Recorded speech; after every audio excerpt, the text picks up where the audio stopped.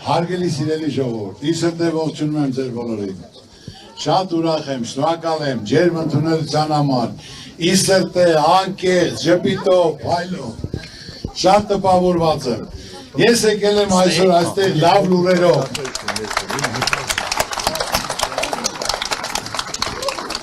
Ամենակարևորը, ժողովուրդ, իմացեք, որ լինելու է լավ փոփոխություններ,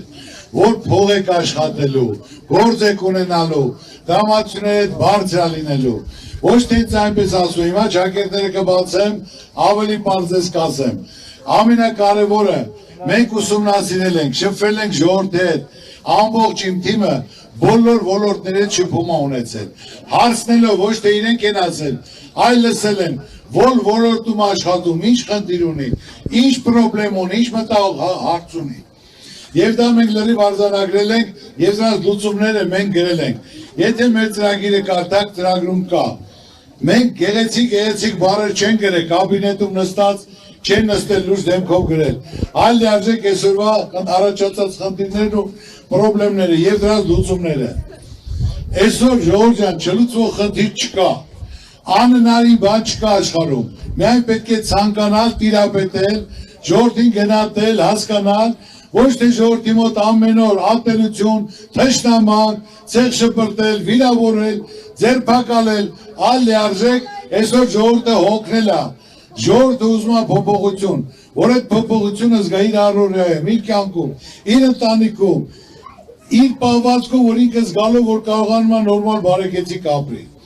Ուրեմն որ երկար չասեմ, հիմնական ասեմ, ամենակարևոր հարցերից, որ մենք հիմնականում բոլոր թեմաները կան, առաջնայինը առողջապահությունը եւ կրթությունը լինելու անվճար, անմիջապես որպես ցիվիլ երկիր, որ պետք է առողջապահություն կրթությունը լինի անվճար։ Երկրորդը, որ պետք է լինի վարկերը մինչև 3 միլիոն դրամ, որ պետք է ներում շնորհվի, որ այդ ժողովրդի մասին պետք է մտածել, այդ վարկերը կուտակվել է արդեն 4-5 տարի է։ Պարկեր, վարկեր, չգիտեմ, այնտեղ հատուշ տուգանք է գոյացել։ Դա եղել է տնտեսական ճգնաժամ, համաճարակ, պատերազմ, աշխատանք չի եղել, մարդիկ տունը նստած, իրենց տանը նստած ապրել են, սնվել են, գոյատևել են, իրենց առողջության ապահովման համար։ Պետությունը պարտավոր է այդ մասին մտածելով, քանի որ կորոնավիրուս է եղել, 3 տարի, 2 տարի չեն աշխատել, գումարներ է կուտակվել, որտեղ անհրաժեշտ է անմիջապես ներում շնորհեն։ Այսօր մենք ունենք 650,000 ընտանիք, ունենք 2,450,000 վարկառու։ Ամեն ընտանիքից 2-3 հոգի վարկի տակ է։ Ու այդ վարկերը անընդհատ կուտակվելով մարդը անտրամադիր է։ Ինչի համար անտրամադիր։ Ամիսը լրանում է, վարկի օրը լրանում է, պետք է տանի փակի, չփակի կորցնում է, որ դա պետությունը անմիջապես պետք է ներում շնորհի, մինչև 3 միլիոն դրամ, տունը քանի շիչ կա, դա շունչը կապ չունի, կարևորը մարդը 3 միլիոն դրամ, որ այդ ճահիճից դուրս գան մարդիկ։ Այսօր պարտքը 15 միլիարդը մարդիկ խաբար չեն, 15 միլիարդը ոնց է կուտակվել, բայց 2 միլիոն 200,000 մարդի վարկը փակելուց 1 միլիարդ 100 միլիոն ավելանալու պետական պարտքը, որը լիարժեք արդեն դա ժողովուրդն տեղյակա, որ այդ 1 միլիարդը իրենց օգնել են ճահիճից դուրս գալու համար։ Փոքր ու միջին բիզնեսի համար, որ մինչև 60 միլիոն շրջանառության դեպքում ոչ մի հարկ պետք է չտա, ոչ մեկ իրավունք չունի իրեն ստուգելու։ Եվ կդառնա 170 միլիոն,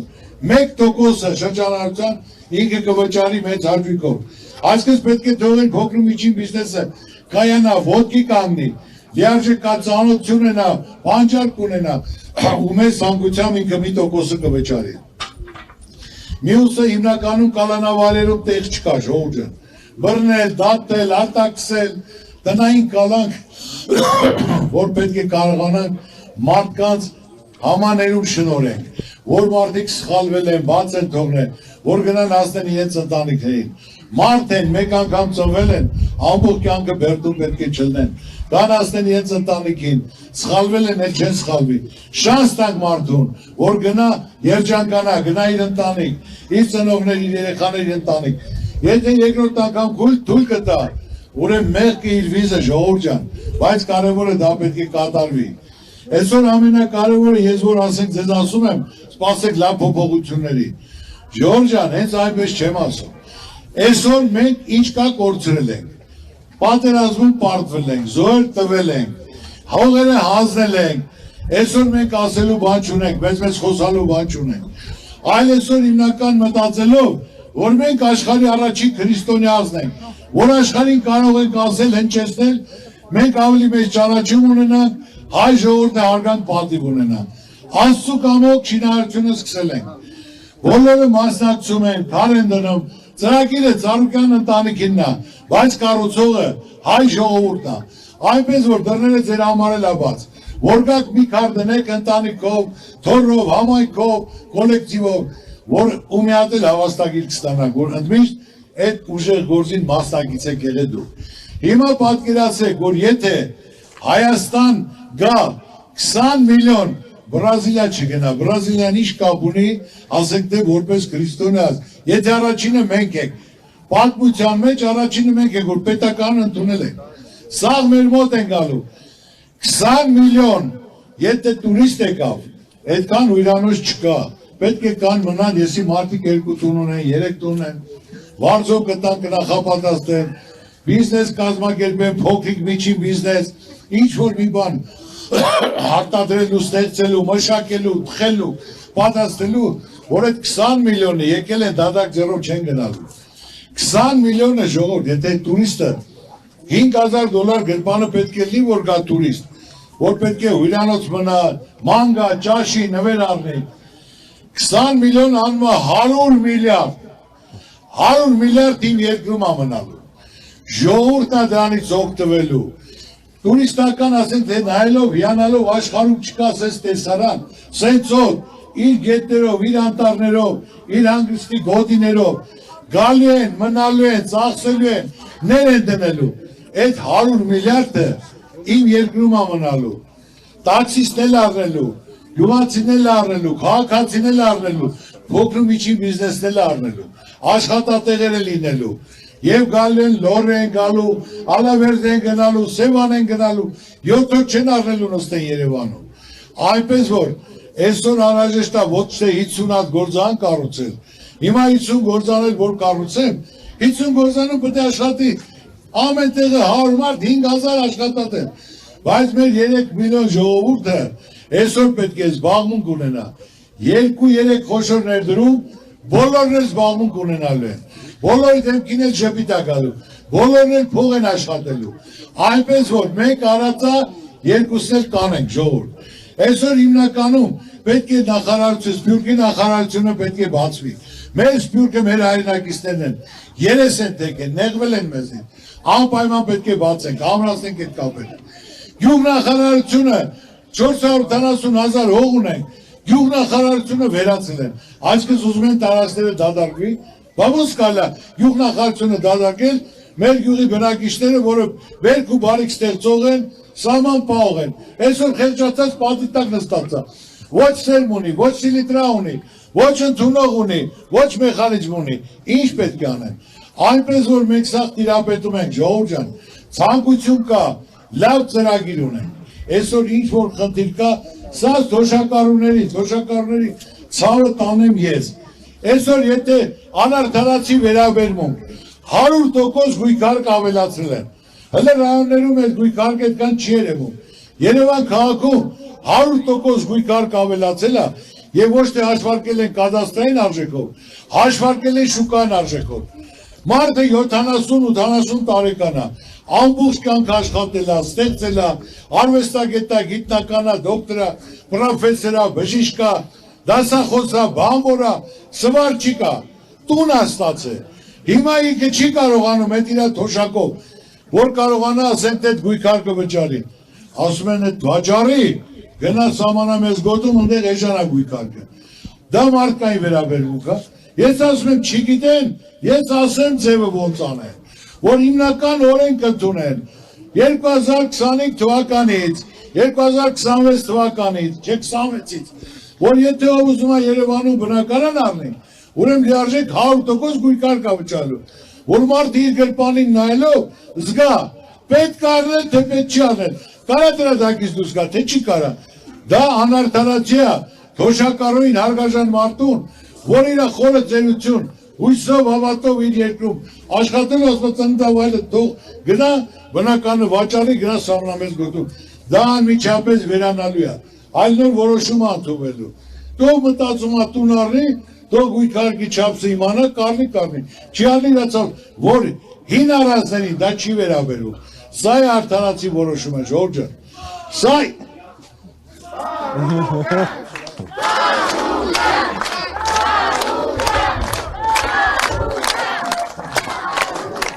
Ժորժ ջան, ինչ որ ասում եմ, այսօր ունենք լավ ծրագիր, ունենք լավ թիմ։ Հիմնական այսօրին ենք, Ժորժ ջան։ Ես ձեզ ասեմ, սովորական բանվորի տանիքի մարդ եմ։ Պաշտոնի չեմ եղել, այլ լիարժեք աշխատանքով, փոքր ու միջին բիզնեսով, մեկը երկու սարքելով, երկուսը երեք, արել ենք, ստեղծել ենք, օգնել ենք, կառուցել ենք, սարքել ենք, զարգացել ենք, եւ ազգի պատիվը միշտ բարձր եմ պահել, որտեղ որ եղել եմ, այսօր հասարակ բան ասեմ, ես ձեզ որ ասում եմ, կզարգացնենք, կծաղկացնենք, 100% դուք համոզված եղեք, օրինակը բերեմ, տակ չեմ խոսում, սպորտը վերցել եմ, որ սպորտը երկու ասեք դա օլիմպիական խաղեր 8 տարի անկախության օրոք մեդալ չեք ունեցել, ոչ մի մեդալ, վերցել եմ, գումարները դրել եմ, սարքել եմ, կառուցել եմ, մարդկանց հետ եմ բերել, թոշակներ նշանակել, պարգևատրումներ եմ արել եւ մյուս օլիմպիական խաղին 6 հատ մեդալ ենք ունեցել։ Հիմա այսօր մենք ունենք տարեկան 1000 մեդալ, որից ասենք թե 150-ից 200 ոսկի է։ Այսօր մենք ցանկացած մրցաշարում ոսկին բերում ենք եւ լինում է որ ասենք թե թիմայնել ենք առաջի տեղը։ Մենք 930 գյուղ ունենք, կարող է 50 գյուղերում սպորտ դպրոց կա։ Բոլոր միջավայրերում դպրոցը սպորտ դպրոցը պարտադիր է։ Մեր երեխաներին փողոցից կտրելու համար հնարավորություն տալու, որ նա գնան ընդ իրենց ուժը չափեն, փորձեն։ Սպորտը բանն է, եթե փորձեց գումա մարմինը գեղեցկանում է, ուժեղանում է, սպորտ դալիճից դուրս չի գա։ Եթե գյուղական տարածքներում սպորտ դպրոց չկա, փողոցում կամ պետք է ծխի, կամ պետք է խմի, դա պետք է բոլորիս պայքարն է, Ժորժ ջան, միասնական պետք է անենք, մենք գեր ծնողներն էլ, ուսուցիչներն էլ եւ պետությունն էլ, այնպես որ բոլոր ծրագրերը ունեմ, ես դա օրինակ ասեցի, որ վերցել եմ, զարգացել ծաղկացել եմ, ես կառուցող մարդ եմ, սարքել եմ, բնակավայրեր, տներ, սպորտ դպրոցներ, հյուրանոցներ, եկեղեցիներ, Քրիստոսի արձանը, այսօր էլ տեսնելով որ ամբողջ աշխարհը տրակել է, որ հայերը տպած է ժուրնալում, որ այս տարեկանում կինո փառատոներ կանում, ես մարդ եմ ուղարկել, ծրագիր եմ ուղարկել, ծանոթանալով որ իրանք էլ գան, քանի որ մենք աշխարհի առաջի քրիստոնյաց ենք եւ այսպիսի գեղեցիկ բարձր արձան ունենք, որը ոչ թե չկա, բոլորի ցանկությունն է եւ ժուրնալում գրել են փոքրիկ պետություն մեծ ամբիցիաներով ժողովուրդ, մենք մեծ ամբիցիաներով աշխատող ժողովուրդ ենք, դրա համար ասեցի մի հատ էլ նոյան տապանն եմ սարքում, որ մենք կարողանանք մեր եղածը աշխարհին ներկայացնենք, ես ավելորդ բառը չեմ ասում, այս տարի մարտի 18-ին Կանում կինո փառատոնում առաջի էջին գրած է, կարած փոխանցես թող մարդիկ նայեն,